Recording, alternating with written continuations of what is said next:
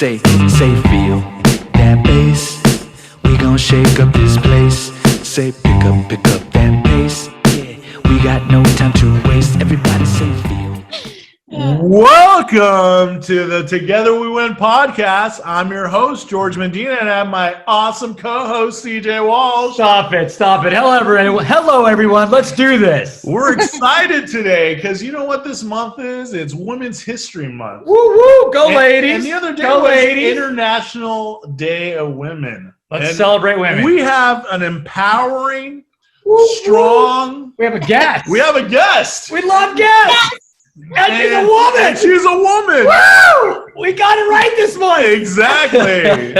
This woman, her name is Sarah Davis. Hi, Sarah Davis. And she is an awareness coach. Yes, she is. And she's very aware, obviously. And she's starting this business called Aspiring You Coaching.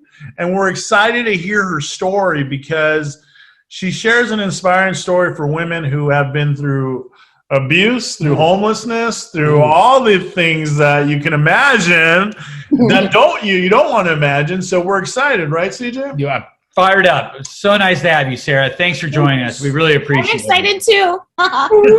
So Sarah, just tell us about you, just a small sense about who you are, and then we'll get into your story. Yeah, for sure. So, like you said, I just started a coaching company called Aspiring You Coaching.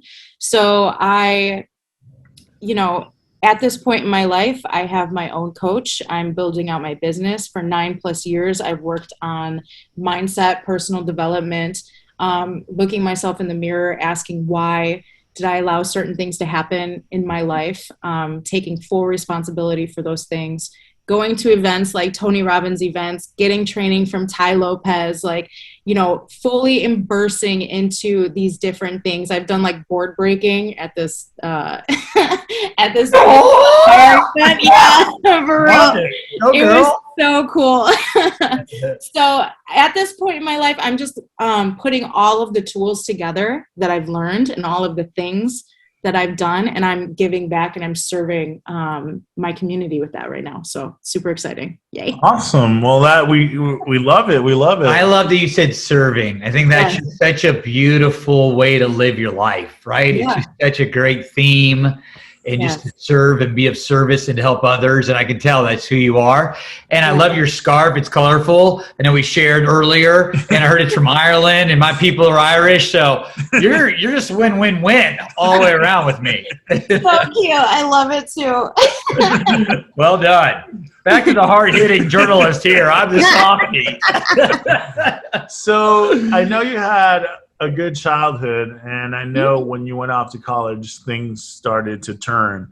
So I just wanted you to tell the story about how life started changing. I know you got into an abusive relationship. Maybe share more about that. Yeah, for sure. So, when I got a job when I was 18 years old at Disney World, and when I moved out there, I was introduced. I'm from a small town in the suburbs of Chicago. So when I went out there, I was introduced to a lot of new things. I worked at Epcot. So on the bus ride to work, I would hear like 10 different languages at one time. So I was like thrown into like this culture hub, which is absolutely incredible and so amazing. And the training there was so intense and so good. But because of my upbringing, not that it was bad or anything like that, I was naive to certain things. So I call it having my bubble popped when I went to Disney, right? When I came back home, I ended up going to Chicago, going to culinary school. And that was another layer of my bubble being popped, right? I met my ex, and then I was super stubborn about the fact that my family didn't like him, and I wanted him to prove them wrong. And I got introduced to, the hood. I lived in the streets on and off for 3 years, moved around, had multiple different jobs, was selling crack, homeless, lived in places with roaches. I was escorting. I was doing all of the things, had a gun pointed to my head 3 times, and that was just, again, another layer of my bubble being popped, right? So that's really where all the things started. And then from there, when I finally made that decision to break away and break the chains that were holding me back, right? I looked at myself in the mirror and was like, why? Right? Yeah. Why are you doing this? Like, what are you doing? Yeah. Why are you allowing these things into your life? So that's really where the acceleration in my life started, is when I started asking why, right? And like a come to Jesus moment, and like, For why sure. am I doing these things? For sure. And it was like, it was crazy because, you know, I'm spiritual. I believe in God, but I do multiple different methods within my practice that I pick up from different religions. Nice. And when I really honed in and took responsibility for the things that I was doing in my life, and I went from being a victim to a survivor, and I was like, okay, I am the constant in every single situation in my life. Who else is the constant in every single situation in my life? God, for sure. Because I can tell you moments when, and I didn't even realize it at the time, but looking back, I was like, God protected me here, here, here, here, here, here, here. And I didn't even have a relationship with him, right? I had zero relationship with him. And I got to a point to now it's like, I talk to him every day. I talk to him 3 times a day. You know, we have building a strong relationship. So it's been something that I really, man, it's just really pushed me forward, and it's empowered me to get to the place that I'm at now, to be honest. So I know that there's a lot of women out there that are in those abusive relationships that like can't find a way out, and maybe even if they find their way out, kind of sort of lost who they were in that, you know, in that time that they were with that person. So what would you say, like, can you, I mean, I don't know if you really want to go in depth of how much the abuse you got, but like, how deep were you in the abuse, and how did you, like, what came, like, how did you get the strength to come out of it? Right. I think women will want to know that. Totally understand. So my relationship was both physically and mentally abusive. So it would be like, you know, there would be times when he would get pissed off and it would just be like a smack in the face. Or there were times when it would be, I would catch him doing something and I'd be choked up against a wall. There would be times when, you know, he would just tell me that I was bad at sex, like just stupid shit, you know, that was constantly being fed to me. And, you know, a lot of women lose themselves, and some people don't understand it because it always starts off small. It's never just somebody comes out of the gate like smacking you in the face. That's not how this shit works, right? Manipulation is so tactical and strategic. It always starts off small, and you always go for the emotion first, and then you go for the physical after, because the physical is really what scares you and keeps you contained and honed in on that situation, right? So the moment when I decided to leave was my ex had gotten locked up, and the last time I saw him was in Cook County Jail. And I remember that visit. Okay, so this is kind of crazy. Have you guys ever seen the movie Goodfellas? You know what? I'm embarrassed. We just lost our man card right Yeah. now. Thank you very We much. totally did. Gosh. Gosh. Wow. I guess So we're gonna have to It's such a good movie. You have to watch it. ASAP. Please don't tell me if I've seen The Godfather. Because definitely will be kicked out. Another one of my favorites. Oh, So in the Goodfellas, there's this scene in the movie when his wife is going to visit him in jail, and she looks on she's signing in, and on the visitor sheet she sees his other female's name on that visitor sheet, right? And she like freaks out. yeah. And I literally lived that, except I didn't freak out. I stayed very quiet. I didn't cause a scene. I don't do those things. So I remember this happening, signing in, seeing this chick's name, and I remember just thinking, like, this is only shit that happens in movies. How is this reality right now? What the hell is going on in my life? And then I went back in there. You have to go through like this dark little hallway, dark little corridor. You get into the room. They lock you in with like multiple different people who are also visiting. You have like those huge, thick pane glass windows that you have in front of you. And he comes in, and I didn't even really bring it up at first. I just let him talk. He's doing his crying. He's doing his spiel. And I know it because I've heard it before multiple times, right? He's about to face 10 years in jail. He doesn't want me to leave, all the things, which in his defense, like, that is a very scary situation. Like, you did fucked up shit, and that's a very hard reality that now you have to go through, right? But the moment where it kind of like clicked with me was I brought her up, he put his hand on like this, right? Like this. Okay. And right here, my name was tattooed on his hand, right? And he was like, I showed her this. You don't have anything to worry about. We're not doing anything. Bah, bah, bah, bah, bah, bah, bah. So I ended up leaving.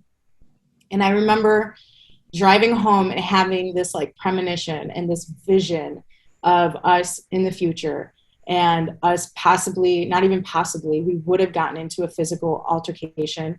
And there would have been a time when he smacked me in the face and been like, see, this hand was meant for you.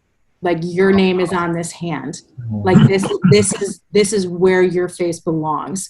And when I had that premonition, when I had that vision, that was it. I was like, fuck this. Excuse my language to your visitors, but I don't. It's all right. It's raw. I'm like, Yeah.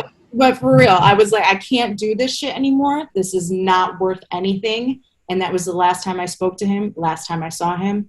And to be honest with you, I was very, very blessed in that moment, because not a lot of people have that type of out. You know, it was easy for me to break away because he was taken away. Yeah. Right? A lot of women have to take themselves out of these situations. And it's just, I mean. What is your advice for those women who don't have their significant other going to jail or being taken out? What would you say to them that have experienced the cruelty or the abuse and are trying to get out? Right. So here's my thing. First of all, you have to understand that you have to get your worth just a little bit. Yeah. If you can find a little bit of hope and a little bit of your self-worth, cling on to that. You want to know what? Actually, this is a trick that I learned from this guy named MJ Harris. He gives relationship advice, right? And I'm picking up my phone because I'm going to use this as an example. So what you do, whenever you find that little bit of hope, that little bit of self-worth, go onto your phone, go onto voice recorder and tell yourself that shit. Record yourself saying that shit and play it back to yourself. Anytime that a situation happens where someone whoever it is, he or she puts their hands on you, record that. Record yourself afterwards. Play that shit back to yourself. That is going to put things in major reality. And you use this as a tool, because this is a tool, right? Yeah. You use that voice recording. Also, tell people. A lot of people don't speak about their shit because everyone has this thing, like, everyone goes through something, and it's not just me, you know, everybody has something, but this is real. Like, nobody deserves to live in that type of environment. So tell someone, open up to someone that you trust. If it's not family that you can open up to, go to help centers. They have hotlines, they have all of the things. It sounds scary, it sounds hard, but you have to do something like that. Find a counselor. Psychologists are wonderful people, and I've had one multiple times in the past. Find someone that you can tell that they can give you an out, they can give you resources to be able to get out but to start small, because I'm always about small steps first. Right.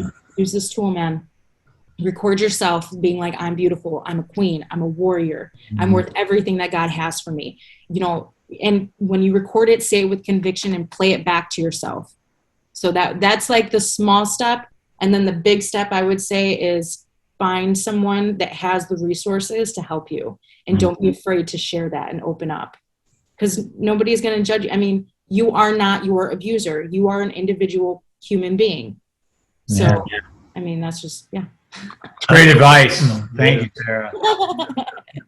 For sure. So right now, I feel like you embody what you're saying. Yeah.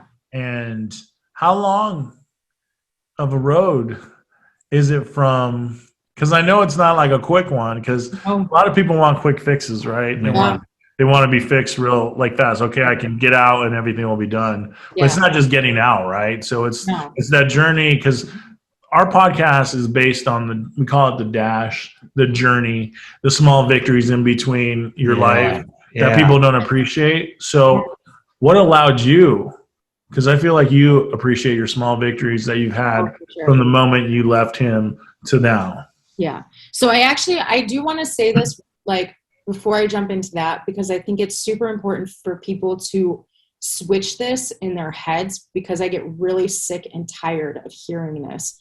But there's a constant saying out there that leaving is the hardest part. And if you think that's the hardest part, you have no idea what hard is. Like, leaving is the easiest part. And I don't want to say that to discourage anybody, but that's the reality of it. Looking yourself in the mirror and being like, why did I allow these things to happen in my life? And to keep on asking why, and to really dig into yourself and find out who you are as a human being, what you want to fix, what you can keep, what you maybe isn't the best quality, but is something that's going to stay with you. These are the things that are really hard. Self-development and personal development, mindset work is hard. Yeah. It's never easy. Like, I don't know why people are like, it's so easy to stay in peace. No, it's not. Somebody cuts you off on the road and you want to wring their neck, man. Yeah. Like, it's not easy, okay? Like, let's get past this mindset of everything in your life should be easy, because life is hard, right? So with that being said, understanding that even for some people to get out of bed in the morning is a difficult thing. Mm-hmm. When you do the small steps, the way that I reward myself and the way that I've always rewarded myself is taking myself out to dinner. Mm-hmm. Find something that really gets you, that you find you naturally do, and hone in on that and utilize that as like, okay, so I journaled and did gratitude for a week straight. I'm going to take myself out to a nice dinner. Like, allow yourself to reward and appreciate who you are, because when you do not just the hard shit, when you do the easy shit, like going out to dinner, then looking at yourself in the mirror and being like, I love who I see. Even if all of us have flaws, I just love the human being that I am and that I'm becoming, and the vision of that woman or that man that I have in the future, and the person that I'm going to be. I love that. That becomes easy. And that becomes the reward, being able to look at yourself totally different. And I'm looking at myself in the mirror. If I just, I was like, yeah, bitch. I mean, I would say that, like, utilize those, the hard steps that you have to take, and then find the thing that's easy to reward yourself and do that. Whether it's dancing, whether it's going out to dinner, whether it's going to a museum, whether it's walk on the beach, whatever it is. I would utilize those things for sure. I hope that answered your question. I think that's great advice. I wanted to piggyback on that, because I have an online fitness and nutrition business, and I always tell my clients, like, you got to love yourself and love your temple. And maybe you don't love it right now. Just how about a little find a body part that you like, and expand. It is like the baby steps or the small steps. And then I love, like you said, I take myself out to dinner. I love that. Like, for me, it's like I reward myself with get a massage, right? Or whatever floats your boat. Go see a sunset or a sunrise. I mean, whatever you enjoy, go do that, and then you can develop that self-love. Or maybe we're just alike, and that's fine. But you continue to grow and nurture yourself, because we all need nurturing. Yeah. And that's like a really real thing, to be able to build that self-love and that self-worth, is just finding one thing that you really love about yourself, whether it's your smile, your eyes, your hair, your butt, I love all those things. Maybe I need to slow down a little on the self-love. I can't find my butt. He's got what we call a bass, a back and a hamstring. He's going together. But we love both. Right. Just love yourself, your butt. But start with the small stuff for sure. Always start. Why do you think that, it's funny, like, I always feel like it's funny that we have to have, like, why do we have to have a woman empowerment month? Like, women are strong, right? Amen. But for some reason, I feel like men sometimes have the same problem where we can't lose self-confidence. Yeah. But like, I feel like women are powerful. Like, they They go through labor, which is something I would never want to do because I'd be too weak. There would be no one on the planet who can give birth. I feel women are naturally strong. When their child is in trouble, they're the ones that can pick up a car and probably move it and get it off their child. Yeah. So why do you think it's not that I'm not going to say it's easier for women to lose themselves in a relationship, but why is it mostly that the woman loses herself in the relationship? I think part of that stems from being fed that, I mean, things are shifting now. Yeah. But I think part of it stems from, you know, being fed the fact, and for generations being like, you need a man in order to survive. Right. Yeah. I mean, and that's just a fact. Like, that's just like the way that society has been conditioned. Right. Conditioned for years. Yeah. And it's not, and honestly, I'm not one to say whether something is good or bad. Like, I'm not going to dive into that. But I think that stems into it. And I think part of it is that women do run into more situations with like sexual assault and stuff like that. And it's just statistics. Like, I mean, I can tell you times, and it sounds crazy when other women say it, because I'm like, I've done that. When you go out to your car and you put, I wish I had my keys on me. You put your key in your knuckles if it's dark outside. I've never seen a man do that shit, but women do that shit all the time, like all the time. So I think it's just, I think that's just part of it. You know, I think it's just, it comes with the territory, and then having that, and then also having a man who knows that and learns your triggers and learns your, I hate that word now, but learns your little insecurities and uses that to like their advantage, right? Yeah. And, you know, I don't know. But I do just want to say too, men are needed in society. And thank you. Yes. My men.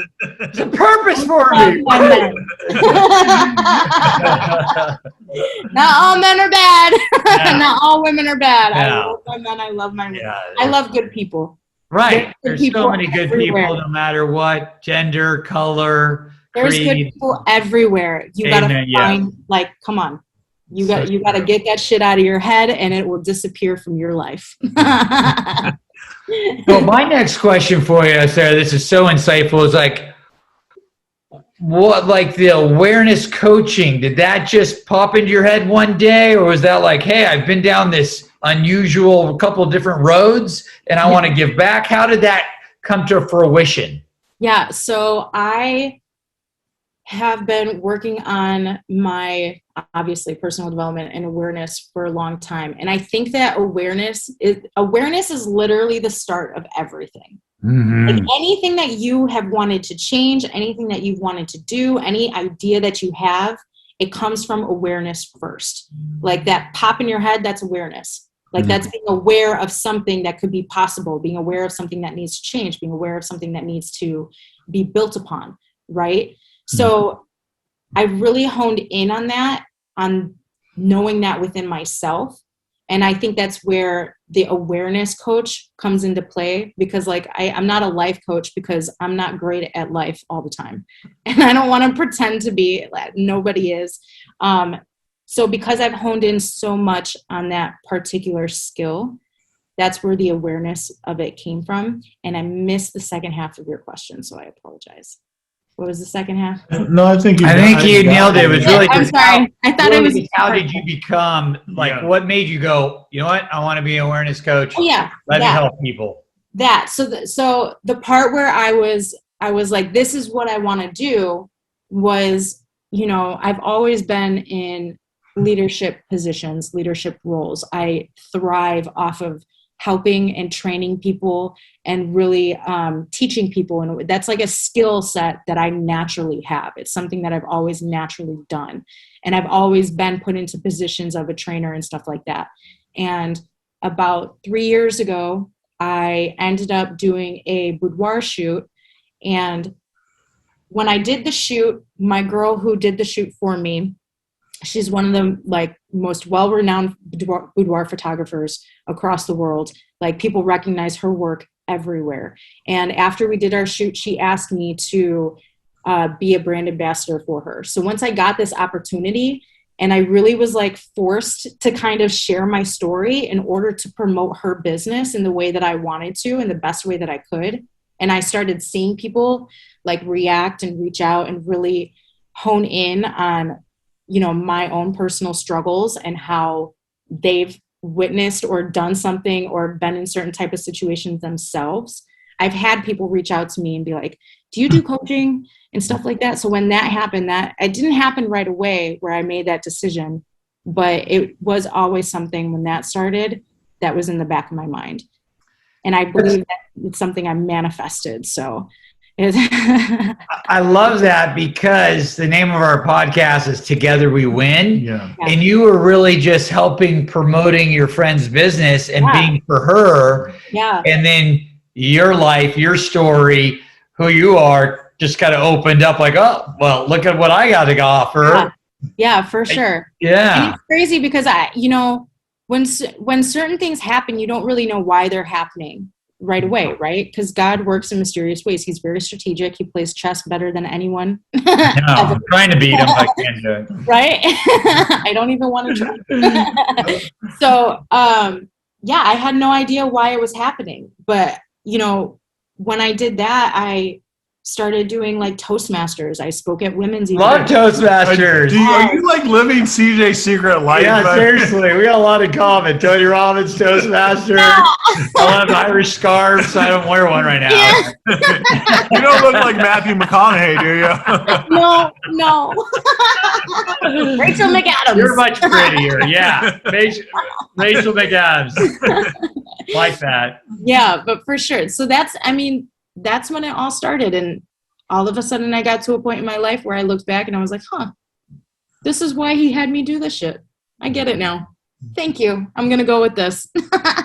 You know what's crazy though, that you're talking about the photography and stuff, is that I saw the photos and I think like it's crazy to hear your story like around the abuse that she was with her boyfriend, and then to be vulnerable in those shoots.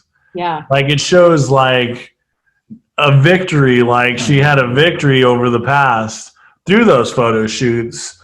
So I just want to commend you on that, because I think, being told all that crap that you were told and then actually being brave enough to take photos of that on your vulnerable side is, can you tell us about that one? Yeah. So I made the decision to do the boudoir shoot in the first place because I realized that I got to a point in my life to where I was like closing a book. I felt like I had a book, I wrote it, I did the things, and my boudoir shoot was like closing that and starting a new one. Right. It was a real transformation stage and place for me. So that's why I decided to do that. I always had it in the back of my mind that I wanted to do a boudoir shoot. So when I got that opportunity, it was like a no-brainer for me. And then when I got the opportunity to do the ambassador stuff, I took it very, very seriously, because we would have, these themed photo shoots. And one of the very first photo shoots I did, I actually took my the photographer, Molly, her and I drove her to the neighborhood that I lived in when I was going through all the things, right? And I had her take pictures of certain alleyways that I had walked through, a building that I had lived in. I went to, there's a certain spot in Chicago off of 16th Street, and it's by the train tracks. If anyone's from Chicago and you haven't been here, I highly suggest that you go. So off of 16th, right along the train tracks, it's a whole section of graffiti, right? And it's one of my absolute favorite spots in the city because I have a like die-hard love for graffiti. I love graffiti so much. And there's this particular work in this particular piece where it's this woman, this woman's face, and her body turns into a serpent, and it's kind of like the darker side of women or human beings, however you want to interpret it. It's almost like a Medusa style of graffiti art. And I had her take a picture of that. And that particular shoot, I told a big chunk of my story. And I wrote a piece called Sitting with Your Monsters. And that was like the ending artwork in that. And it was just I was completely naked in that shoot. And the photographs were put up onto the wall, and I stood in front of them, and I was completely vulnerable but very powerful. And I stood in front of this place and these things and these sides of myself that I totally honed in on at that point. And it was just, I mean, the photography itself, if anyone has an opportunity to do boudoir, I would do it in a heartbeat. Like, there's no question about it. You learn a side of if you have a good photographer, you learn a side of yourself that really just allows you to open up, and you leave feeling different. Like, I left the first one, when I left, I had a whole new glow, like a whole new respect and image of myself in that moment. So it was crazy cool. Such a good experience. Sounds really powerful. Yeah. I'll send you guys the picture for sure. It's a cool picture. It's one of my favorite pieces that I've ever done. It's so cool. And I definitely want to go back to Chicago. Yeah. You should. Like I said, 16th Street. It's all along the train tracks. It's an awesome area in Chicago too. The buildings, even if you go off of 16th, I can't remember the particular street name, but all of the buildings in that area are all graffitied. So all the businesses and stuff like that too. It's a cool area. I like it a lot. It's my style of shit. That is awesome. I guess I have one more question for you. And thank you, Sarah. You've been a delight, and so nice of you to take the time to be with us tonight. I had a friend of mine who owned a gym and was doing well, and then things took a turn, got a little into drugs, and I saw him. He's homeless now. Yeah. And I was just like, wow, this guy owned his own business, was into fitness and health, and then now he's on the streets. Like, yeah, it seems like that shouldn't happen, but I know it happens all the time. All the time. Yeah. Is it just one bad turn, or I guess one bad decision? I don't know if it's, I think it's a multitude. It's always a multitude of decisions. Right. That makes sense. That lead into a drastic change. But I feel like what a lot of people overlook is that for some people, it's not a gradual thing. For some people, it's like a really devastating thing happened in their life, and they just don't know how to handle it because they've never been in that situation before. So luckily I was strong enough to be like, no more of this shit. And I was very, like, I've never done drugs before. I shouldn't say that. I smoke weed, but like, I've never done hard drugs. That shit always scared me. So I was very lucky in that sense, where I never even participated in that side of things. But I really do think that some people just have that hard thing that hits them so in that point, like whatever that thing is for them, it hits them so hard in that they just tumble and crawl and like cower into it. And it's sad, to be honest, but I mean, that makes a lot more sense. Yeah, for sure. Something happens, they just can't handle it, and where can they go, and they don't know where to go. Right. And it's a tough thing, but it's reality, right? Mysterious things happen. Yeah. I guess the last thing for me is, like, it's funny how you mentioned triggers, because me with anxiety, triggers actually is a helpful thing. It's not a bad thing. Yeah. Because once I spot a trigger, I stop it and the anxiousness goes away. Right. But hearing your whole story, just how you have to love yourself, you have to be aware of what you're going through, all that stuff leads to the way out.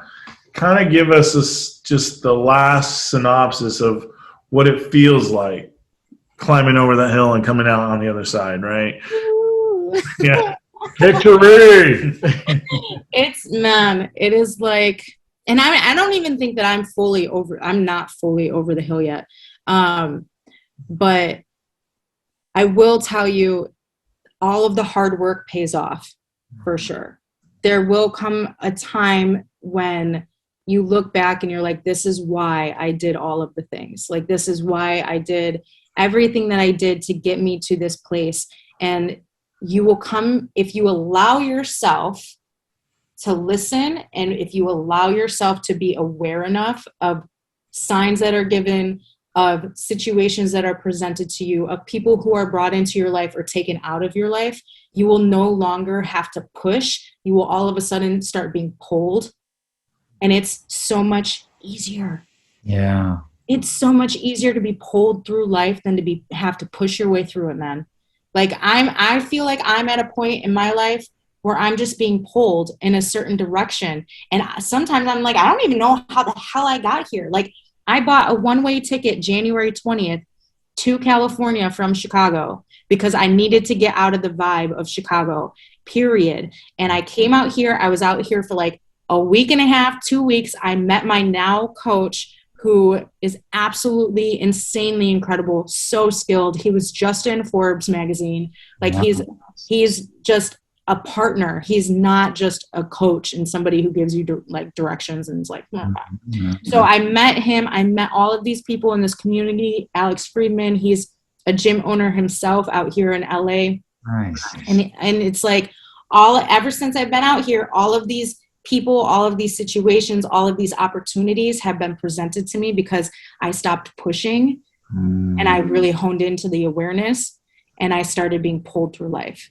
So that's what I would say. You'll get to a point where it's hard, but then all of a sudden you'll take a step back and you'll be like, okay, now what did Carrie Underwood say? Jesus, take the wheel. Yes, go Carrie Underwood.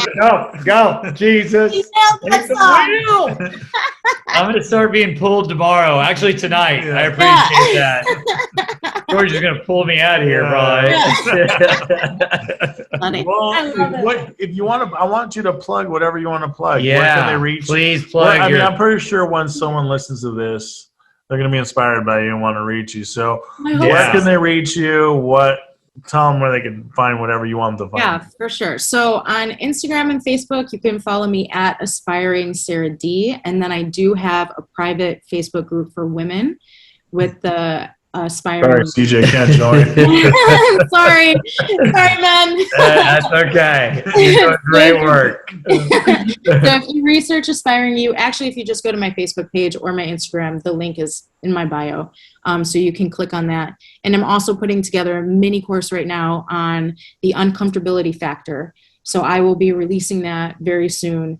And that will be open and free for everyone to go ahead and indulge and learn about putting yourself in these healthy, uncomfortable situations to grow and get to new levels. So that's what healthy, uncomfortable situations. I like it. I like what you're selling, girl. Thank you. Well, we appreciate you being on the show. Thank you guys so much. You're welcome. Yeah, Sarah. What a delight to meet you tonight. Thank you so much. I had such a good time, for real. I'm so honored that you guys had me, for real. Nice. Well, we end the show in a fun way. We do. We feel, at least I feel like the best thing you give someone in life is a high five and wine, right? High five and wine. High five and wine. And this is good because, COVID, so we can. Right. Air five. Bam. We want to end our show with a high five, so here we go.